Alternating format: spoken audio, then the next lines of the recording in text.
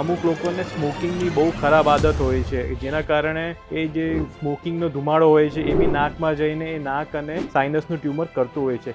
જે તંબાકુ છે એ ખાલી સ્મોકિંગથી નહીં પણ પાન મસાલા ખાવાથી મોઢા અને ગળાનું કમ્પ્લીટ ઉપરથી નીચે કેન્સર કરતું હોય છે. એવા કોઈ દર્દી તમારી પાસે આવેલા છે કે જે લાસ્ટ સ્ટેજ સુધી પહોંચી ગયા અને પછી તમારા પાસે આવ્યા હોય? એવા બહુ બધા કેન્સરના દર્દી, સ્પેશિયલી નાક અને કાનના દર્દી અમારી પાસે આવ્યા છે. એક બાજુનું નાક લાંબા સમય સુધી બંધ રહેવું, એક બાજુના નાકમાંથી કન્ટિન્યુઅસ ડિસ્ચાર્જ આવ્યા કરવું, એક બાજુના નાકમાંથી લોહી નીકળે એટલે 2-3 મહિનાથી વધારે દવા લઈએ તો બી એ મટે નહીં, ત્યારે આપણે ડેફિનેટલી એ સિમ્ટમ્સને અવગણના ના કરી અને ડૉક્ટરની તાત્કાલિક સલાહ લેવી.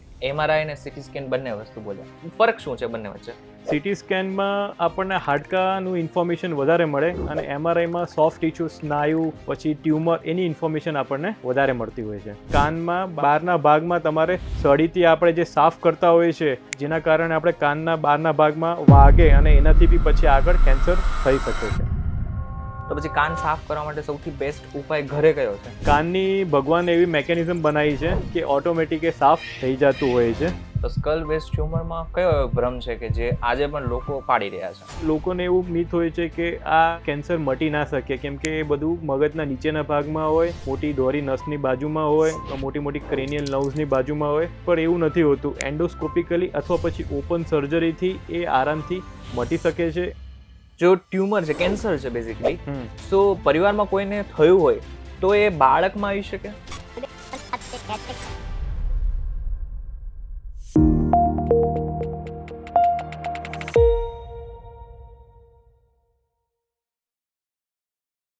ઘણી વખત આપણને માથામાં દુખવું, કાનમાં કોઈ અવાજ આવવો કે પછી ધૂંધળું દેખાવું, આવું બધું થતું હોય છે. પરંતુ ઘણી બધી વખત આ સિરિયસ પણ હોઈ શકે છે, પરંતુ સામાન્ય લોકો આને અવગણી નાખતા હોય છે, પરંતુ આ ખતરનાક પણ સાબિત થઈ શકે છે.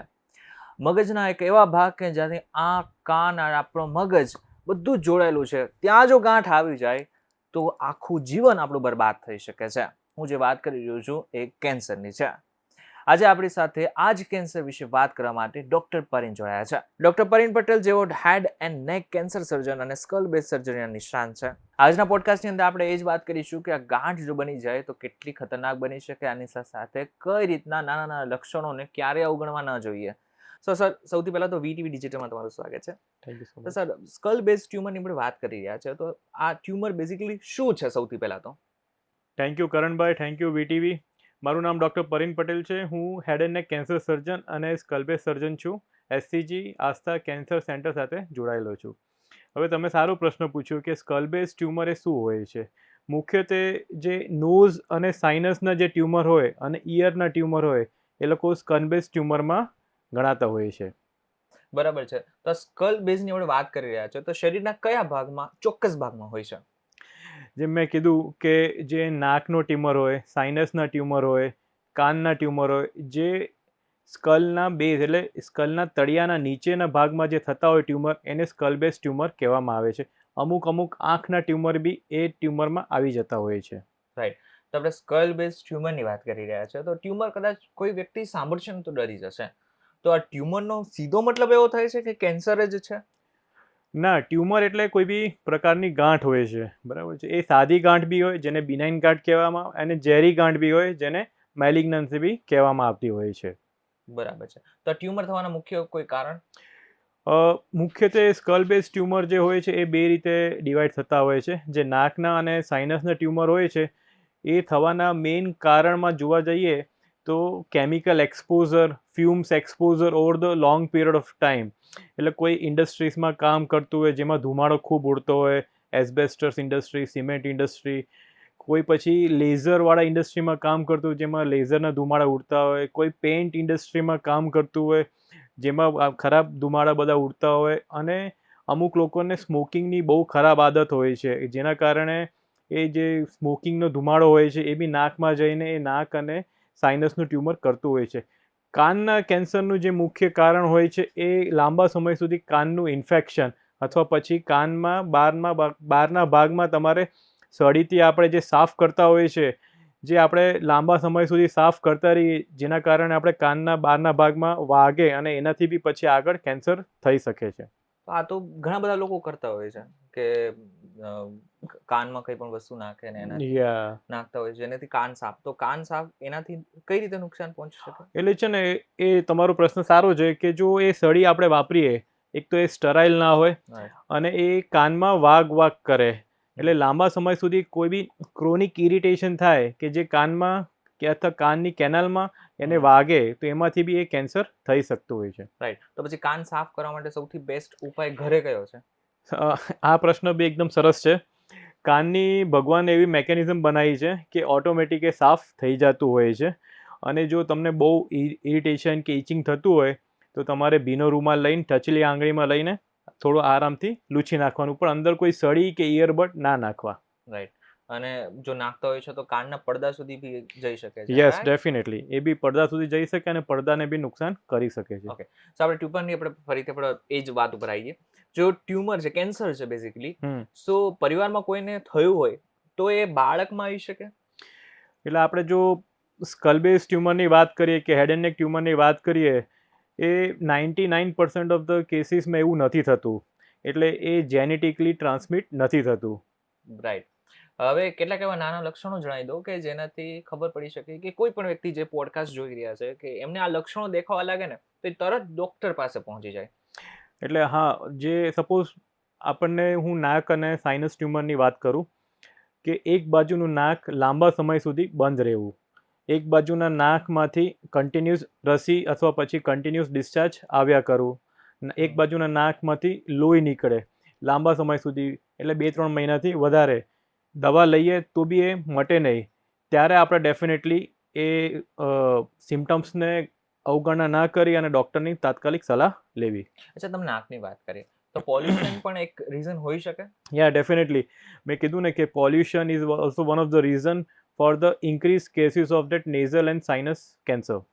તમારી પાસે તો ઘણા બધા લોકો આવે છે, પણ મારે એક એવો પ્રશ્ન પૂછવો છે તમને કે એવા કોઈ દર્દી તમારી પાસે આવેલા છે કે જેને ઘણા બધા લક્ષણો એમને દેખાયા જ હોય પરંતુ એને ડાયરેક્ટ એને અવગણી નાખ્યા હોય, એને જે લાસ્ટ સ્ટેજ સુધી પહોંચી ગયા પછી તમારી પાસે આવ્યા હોય? એવા બહુ બધા કેન્સરના દર્દી, સ્પેશિયલી ધ નાક અને કાનના દર્દી અમારી પાસે આવ્યા છે કે જેને આમ લાંબા સમય સુધી એક બાજુનું નાક બંધ રહેતું હોય અને જેને લોકલ મેડિસિન લીધી હોય દવાથી અને થોડું ટેમ્પરરી રિલીફ મળ્યું હોય, પછી એની અવગણના કરતા જ જાય અને એક બાજુના નાક એ રોગ વધતો ગયો અને બીજી બાજુના નાકને બી એને પોતાના કબજામાં કરી લીધું, એટલે બીજી બાજુનું બી નાક બંધ થવા માંડ્યું.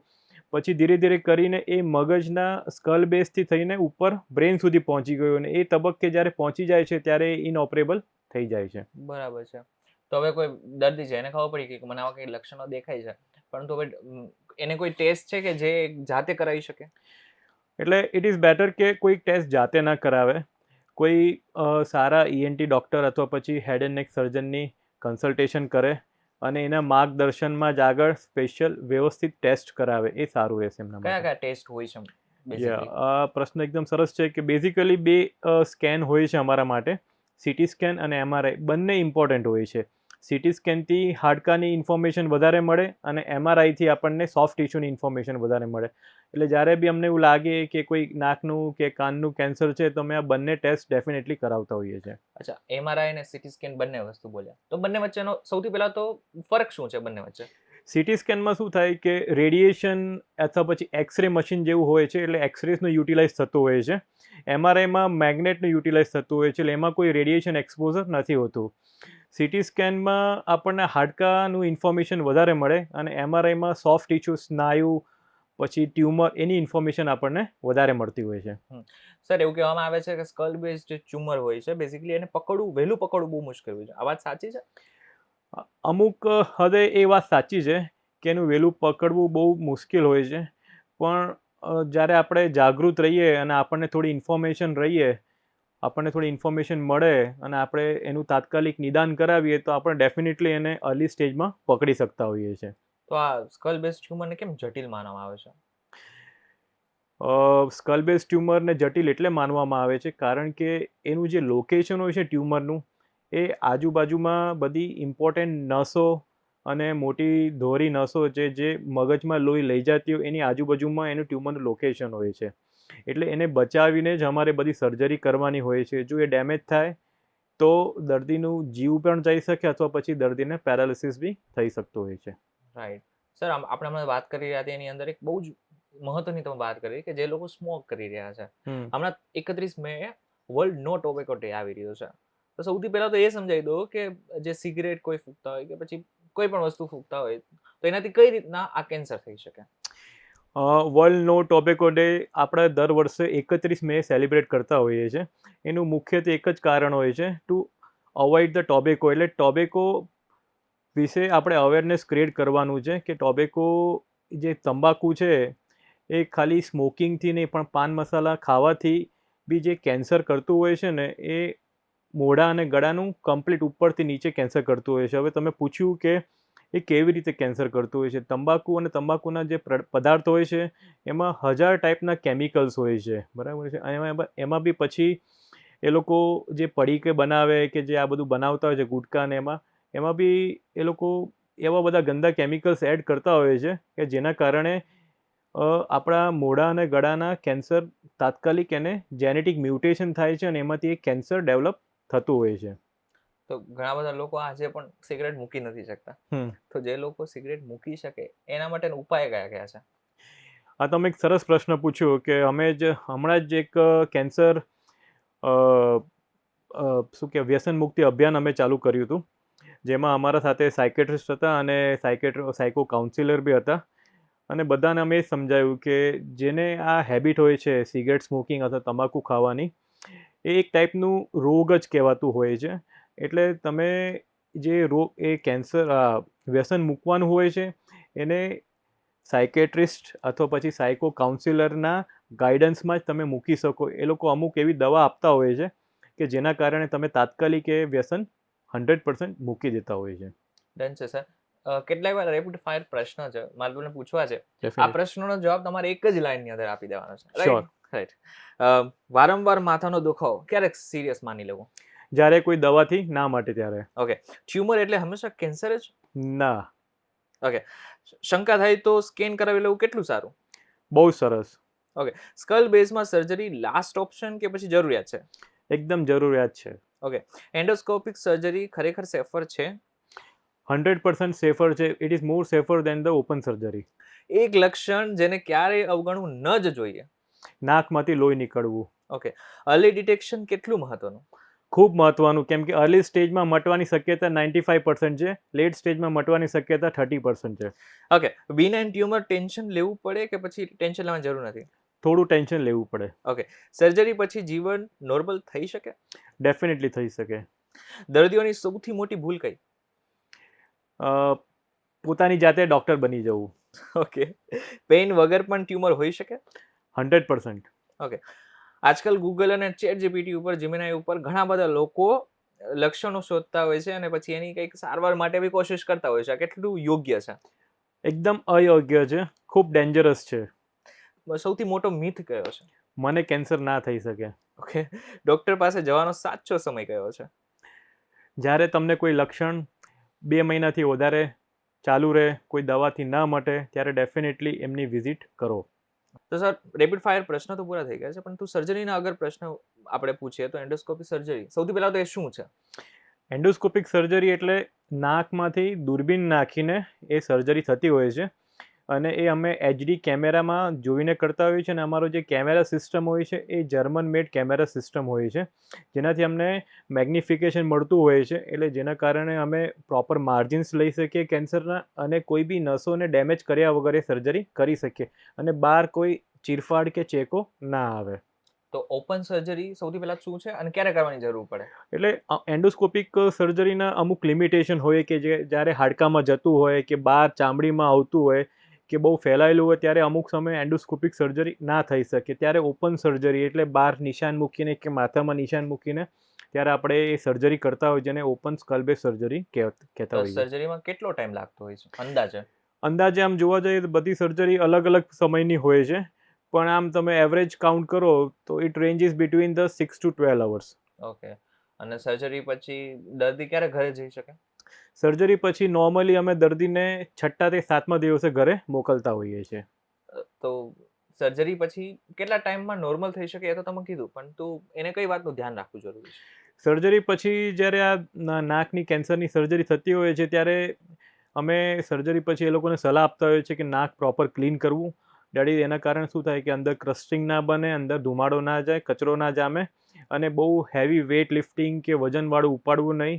અને અમુક દવા આપતા હોય કે જેના કારણે એમને ઇન્ફેક્શન લાગવાની શક્યતા ઓછી થઈ જતી હોય છે. અને બીજા અમુક સમયે એમને કફિંગ કે કોઈ બી જગ્યાએ જોર ના કરવાની સલાહ આપતા હોય છે. તો કેન્સર એકવાર એનું સર્જરી કરાવી નાખી, આ બાદ ફરીથી એ કેન્સર આવવાના ચાન્સીસ કેટલા? હા, એ બહુ સરસ પ્રશ્ન છે કે all depend on the stage of the cancer અને કયા પ્રકારનું કેન્સર છે. એટલે સર્જરી પછી અમુક સમયે જરૂર પડે ત્યારે આપણે રેડિયેશન અને કીમોથેરાપી બી આપતા હોઈએ છીએ કે કેન્સર પાછું આવતું અટકે એના માટે. એટલે જનરલી કેવું હોય છે કે ફર્સ્ટ સ્ટેજમાં મટવાની શક્યતા જે આપણે જોઈ ઇટ ઇઝ અરાઉન્ડ 85% to 95%, અને જેમ જેમ સ્ટેજ વધતા જાય એમ ઉથલો મારવાની શક્યતા આપણી વધી જતી હોય છે.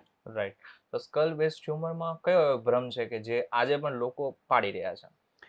સો મેઇન જે ભ્રમ કે મિથ કહેવાય સ્કલ બેઝ ટ્યુમરનું, કે એ એવું હોય છે કે લોકોને એવું મિથ હોય છે કે આ કેન્સર મટી ના શકે, કેમ કે એ બધું મગજના નીચેના ભાગમાં હોય, મોટી ધોરી નસની બાજુમાં હોય, મોટી ક્રેનિયલ નર્વ્સની બાજુમાં હોય. પણ એવું નથી હોતું. એન્ડોસ્કોપિકલી અથવા પછી ઓપન સર્જરીથી એ આરામથી મટી શકે છે, અને એ પુરવાર થયું છે. છેલ્લા 25 વર્ષથી એનું કામ ચાલી જ રહ્યું છે. અને અમુક સમય જ્યારે એન્ડોસ્કોપિક સર્જરી પોસિબલ ના હોય ત્યારે ઓપન સર્જરીથી બી અમે મટાડતા હોઈએ છીએ. બીજી વસ્તુ કે અમારી સ્કલ બેઝ સર્જરીમાં જરૂર લાગે ત્યારે અમે ન્યુરો સર્જનને બી ઇન્ક્લુડ કરતા હોઈએ છીએ. એટલે આખું ટીમ વર્કથી અમે લોકો એ કામ કરતા હોઈએ છીએ. એટલે આ મિથ રાખવો નહીં, કે ભ્રમ રાખવો નહીં કે આ એક કેન્સર થયું નાક અને કાનનું કે ગળાનું, કે કેન્સર મટી ના શકે, ખોટી માન્યતા છે. તો દરેક કેસની અંદર સર્જરી હોય જ, કરાવવી જ પડે? એવું નથી હોતું. અમુક જે નાક અને સાઇનસના કેન્સર હોય છે અમુક પ્રકારના, એ ખાલી કીમોથેરાપી અને રેડિયોથેરાપીથી મટી જતા હોય છે. પણ પ્રોવાઇડેડ કે એનું નિદાન વ્યવસ્થિત થાય, સારી જગ્યાએ થાય, કયો પ્રકાર છે પહેલાં નિદાન થાય, અને અમુક લોકોને અમે પહેલાં કીમોથેરાપી આપતા હોઈએ છીએ, રોગને નાનો કરતા હોઈએ છીએ, અને પછી શેક ડોઝ આપતા હોઈએ છીએ, એટલે જેનાથી કોઈ ચીરફાડ કર્યા વગર એ મટી શકતો હોય છે. હવે કઈ નવી ટેકનોલોજી આવી છે કે જે એડવાન્સ લેવલની છે અને હવે આગળ કામ આવી શકે? એક રોબોટિક સર્જરીથી આવી છે. જે રોબોટિક સર્જરીથી અમુક લોકો નાકના પાછળના જે કેન્સર હોય જેને નેઝોફેરિંગ્સ કેન્સર કહેવામાં આવે છે, એ એક નવી ટેકનિક આવી છે, અને એ બી અમે કરતા હોઈએ છીએ. બીજું એક ન્યુરો નેવિગેશન કહેવાય. ન્યુરો નેવિગેશનમાં શું હોય છે કે અમારા પાસે પ્રોબ હોય અને અમે જોઈએ કે પાછળ મોટી દોરી નસ આ ટ્યુમરથી કેટલું દૂર છે, અમે ક્યાં પહોંચ્યા છે મગજના ડ્યુરિંગ લાઈવ સર્જરી. એટલે અમે કોઈ બી વસ્તુને ઇન્જરી કર્યા વગર એ સાફ કરી શકીએ છીએ. ઓકે સર, લાસ્ટ એક પ્રશ્ન પૂછી લઈશ. તમે આટલા વર્ષોથી કામ કરી રહ્યા છો, સેવા આપી રહ્યા છો, તો તમારા ધ્યાનમાં એવો કોઈ કેસ સામે આવ્યો છે કે જ્યાં તમને એવું લાગ્યું હોય કે બોસ આ બહુ જ ઇમ્પોસિબલ હતું બટ તમે કરી બતાવેલું છે? એવા બહુ બધા કેસીસ આવતા હોય છે, પણ ક્યારે અમે એવું ના વિચારીએ કે આ અમે કરી બતાવ્યું છે. It is all because of a team work. અમે ક્યારે બી એનું શ્રેય લેવા ના માંગીએ. અમુક એડવાન્સ કેસીસ બી આવતા હોય છે જે મગજમાં જતા હોય છે. ત્યારે એક કેસ હતો કે જેમાં T4 ચોથા તબક્કાનો કેસ હતો, રાઈટ. અને એ નાકમાંથી મગજમાં જતો હતો. એટલે અમે અમારા ન્યુરોસર્જનની મદદ લીધી અને નાકથી અને ઉપરથી ખોલીને એ કેન્સરનું કાઢ્યું હતું લગભગ 6-7 વર્ષ પહેલાં, અને હજી બી એ દર્દી વ્યવસ્થિત જીવે છે, નોર્મલ લાઈફ જીવી શકે છે. Thank you sir. Thank you, સૌથી sir. પહેલા તો તમે જે માહિતી આપી એ ઘણા બધા લોકોને કામમાં આવવાની છે. પરંતુ સર, અમારી સાથેનો અનુભવ તમારો કેવો રહ્યો એ જરાક આ કેમેરા સાથે શેર કરો. યસ કરણભાઈ, તમે સરસ પોડકાસ્ટ હોસ્ટ કર્યું છે, અને VTV વાળાએ બી અરેન્જમેન્ટ બહુ સરસ કરી છે. It was a wonderful podcast and I like it. Thank you so much. Again thank you so much sir. તમને આ પોડકાસ્ટ કેવો લાગ્યો અમને જરાક કોમેન્ટ કરીને ચોક્કસથી કહેજો. વિડીયો થકી જો તમને કોઈ ઇન્ફોર્મેશન મળે તો વિડીયો લાઈક અને શેર જરૂરથી કરજો. તથા આ જ ઇન્ફોર્મેટિવ વિડીયોઝ માટે VTV ડિજિટલ સાથે જોડાયેલા રહેજો.